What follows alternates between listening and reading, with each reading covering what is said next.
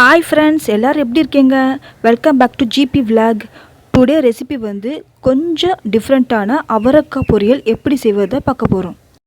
இப்போது நான் ஸ்டவ்வில் ஒரு குட்டி பவுல் மாதிரி சின்ன பாத்திரம் வச்சு அதில் ஒரு 2% சாப்பிட்ற மாதிரி கொஞ்சமாக அவரக்காய் கட் பண்ணி போட்டுட்டேன்.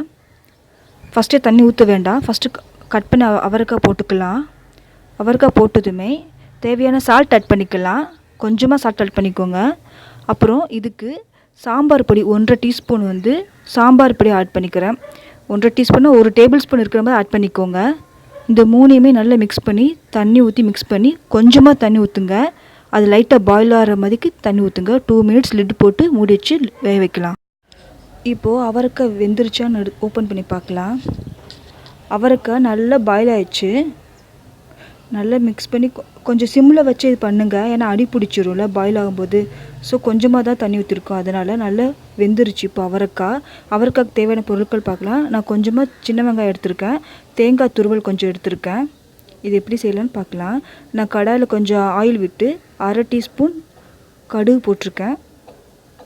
நல்லா ஃப்ரை ஆச்சு. 1/2 டீஸ்பூன் உளுந்து போட்டிருக்கேன். எல்லாம் நல்லா ஃப்ரை ஆனதுமே இப்போது இந்த ஸ்டேஜில் கொஞ்சம் ஆனியன் கட் பண்ணி வச்சுருக்க ஆனியனும் கறி லீவ்ஸும் சேர்த்துக்கலாம். நல்லா ஃப்ரை பண்ணிக்கோங்க. கொஞ்சம் சிம்மில் வச்சே பண்ணுங்கள், ஒரு மீடியம் ஃப்ளேமில் வச்சு ஃப்ரை பண்ணுங்கள். இதுக்கு இந்த அவரைக்காய் பொரியலுக்கு நம்ம பச்சை மிளகாய் ஆட் பண்ண போகிறதே இல்லை. ஆக்சுவலி இது கொஞ்சம் டிஃப்ரெண்ட்டாக இருக்கும். இந்த பொரியல் வந்து நீங்களும் ட்ரை பண்ணி பாருங்கள், நிஜமாகவே ரொம்ப டேஸ்ட்டாக இருக்கும். டேஸ்ட்டு கொஞ்சம் டிஃப்ரெண்ட்டாக இருக்கும் வேறு, அதனால தான். ஆனியன் நல்லா ஃப்ரை ஆனதுமே நல்லா வதக்கிக்கோங்க. நல்லா ஃப்ரை ஆனதுமே நம்ம வேக வச்ச அவரைக்காவை இதில் மிக்ஸ் பண்ணிக்கலாம், சேர்த்து நல்லா கிளறி விட்டுக்கோங்க.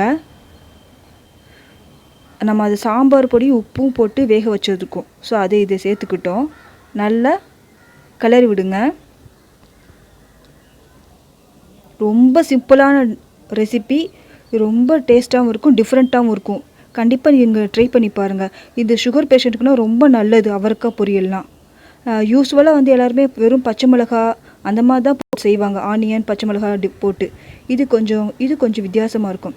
இப்போ லாஸ்ட்டாக ஸ்டவ் ஆஃப் பண்ணுறதுக்கு முன்னாடி தேங்காய் துருவலை ஆட் பண்ணிக்கிறேன். இதில் ஒரு கொஞ்சமாக உங்களுக்கு எவ்வளோ தேவையோ கொஞ்சமாக ஆட் பண்ணிக்கோங்க, ரொம்ப நிறைய ஆட் பண்ணாதீங்க, ஒரு அளவுக்கு ஆட் பண்ணிக்கோங்க. தேங்காய் துருவல் ஆட் பண்ணி நல்லா மிக்ஸ் பண்ணி விட்டுக்கலாம். அவ்வளோதான். சால்ட்டு டேஸ்ட்டுக்கு ஏற்ற போட்டுக்கோங்க, போதும். அவ்வளோதான், வேறு எதுவுமே சேர்க்க வேண்டியதில்லை. அந்த ஸ்பைசிக்கு அந்த சாம்பார் பொடி தான் இதோட ஸ்பைசி. இது நல்ல டேஸ்டியாக இருக்கும், ரொம்ப சுவையாக இருக்கும்.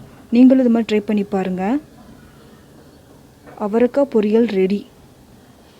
கண்டிப்பாக ட்ரை பண்ணி பாருங்கள். கண்டிப்பாக உங்களுக்கு இந்த டிஷ் பிடிக்கும்னு நினைக்கிறேன். கண்டிப்பாக ட்ரை பண்ணுங்கள். சுவையான அவரைக்காய் பொரியல் ரெடி. நீங்களும் உங்கள் வீட்டில் இந்த ரெசிபியை ட்ரை பண்ணி பாருங்கள். ஃபீட்பேக்கு கமெண்ட் பாக்ஸில் எனக்கு சொல்லுங்கள். மறக்காமல் நம்ம சேனலை சப்ஸ்கிரைப் பண்ணுங்கள். கூடவே பக்கத்தில் இருக்க பெல் ஐக்கானை கிளிக் பண்ணுங்கள்.